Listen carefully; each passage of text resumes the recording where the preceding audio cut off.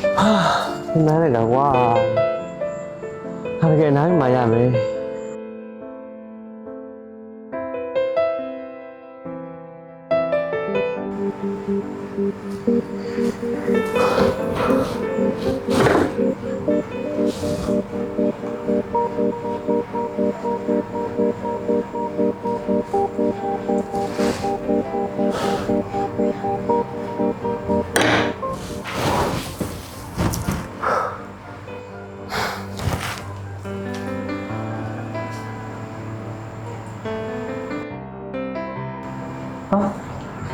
ဒါနဲ့မီးရင်းနေပဲ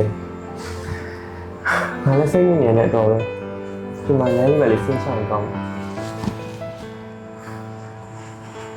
ရင်းနှီးနေဖြင်းဖြင်းစွာတိုက်ခတ်မှုတွေကြားမှာမြို့ပြရဲ့မွန်းချက်မှုတွေပျောက်ကွယ်စေပါတယ်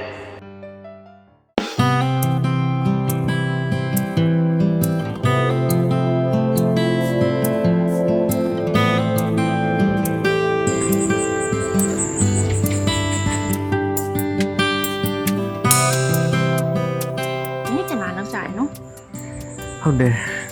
ကိုအလုံးက pressure အရင်ပြီးနေလို့လေဟုတ်လားဘာဖြစ်လို့လဲလိုပါပဲကွာ pressure အများကြီးပဲရှိတယ်ဒါဆိုလို့ရှိရင်ဂါရန်ထဲမှာ relax တက်လုပ်မယ်လေ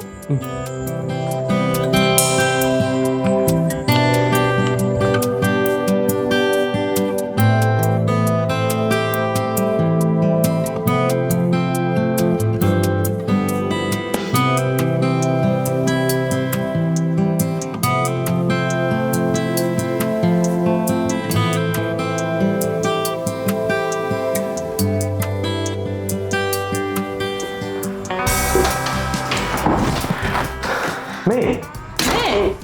ကိုတို့ခံရမှာလဲတန်ရှင်းတက်ရသွားပဲဟာ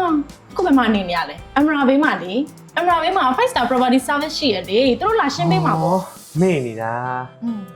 အဲ့ဒါပဲမေးလို့ရမယ်နော်ဒီရဲ့အိမ်ကြီးကမေနဲ့ကိုရဲ့ချစ်စံအိမ်ကြီးဆိုတော့မေးလို့မရအောင်မေးပါဦးဟုတ်မယ်